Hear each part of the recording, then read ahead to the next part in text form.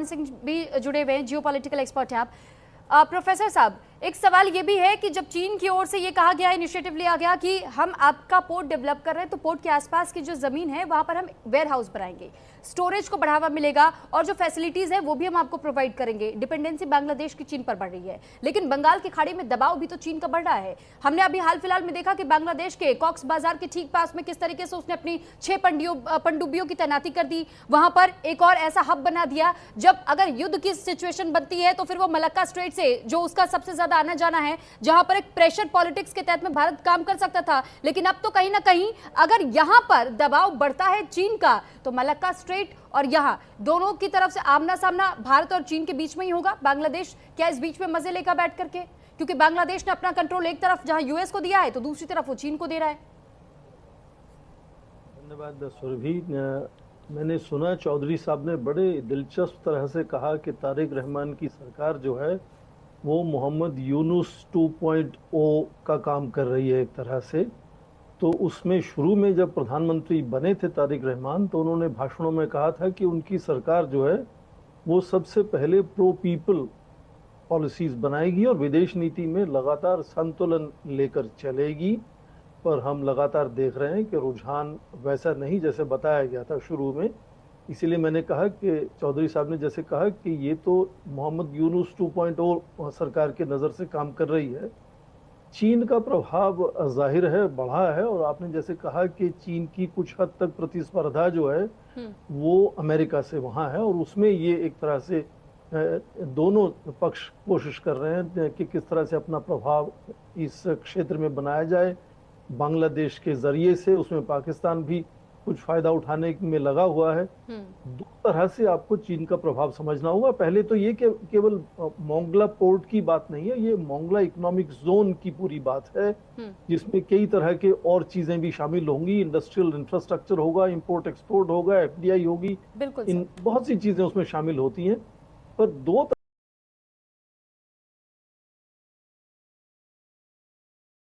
जैसे मैं कह रहा हूँ इसको देखने की जरूरत है। एक तो ये कि चीन करीब 2 दशकों से लगातार कोशिश कर रहा था कि उसको इस तरह की कोई सहूलियत बांग्लादेश में मिल जाए, ताकि उसका बे ऑफ बंगाल में, अरेबियन सी में उनके पास ग्वादर है पहले से ही, तो बे ऑफ बंगाल में भी, हालांकि म्यांमार में भी काफी जोर देकर 10-15 साल के बाद उन्होंने एक फुट होल्ड बना लिया है वहां भी, श्रीलंका में भी उनका पोर्ट है एक तरह से हम्बनटोटा। तो ये पूरे बे ऑफ बंगाल पे जो प्रभाव पड़ने वाला है वो उसको कुल मिलाकर देखना होगा कि इसका क्या नतीजा हो सकता है। दूसरी बात, ये बे ऑफ बंगाल तक सीमित नहीं रहेगा, क्योंकि मोहम्मद यूनुस कह चुके हैं कि चीन के लिए बांग्लादेश एक स्टेपिंग स्टोन हो सकता है पूरे क्षेत्र से जुड़ने के लिए।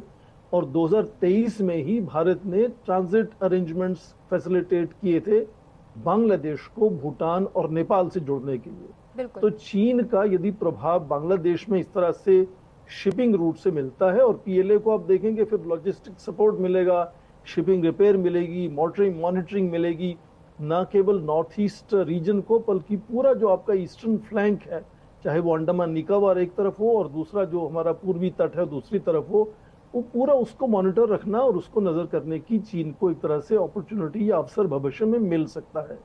दूसरी बात ये कि आप देखें बांग्लादेश अपने आप में भी लगातार कोशिश कर रहा है कि वो अलग अलग देशों से जुड़े। तो वो चीन से तो जुड़ ही रहा, उसके साथ साउथ कोरिया से जुड़ रहा है, यूरोपीय देशों से जुड़ रहा है, और जैसे अभी अभी कहा गया अमेरिका के साथ भी लगातार जुड़ रहा है, पाकिस्तान के साथ भी जुड़ रहा है। तो अपने आप को एक तरह से वो ट्रांसशिपमेंट के नजरिए से बढ़ावा देना चाहता है, जिससे वो चाहे भूटान नेपाल का व्यापार हो, आयात हो, निर्यात हो, पूरे दक्षिण पूर्व एशिया से उसको एक तरह से ट्रांसशिपमेंट हब बनने की वो कोशिश में है।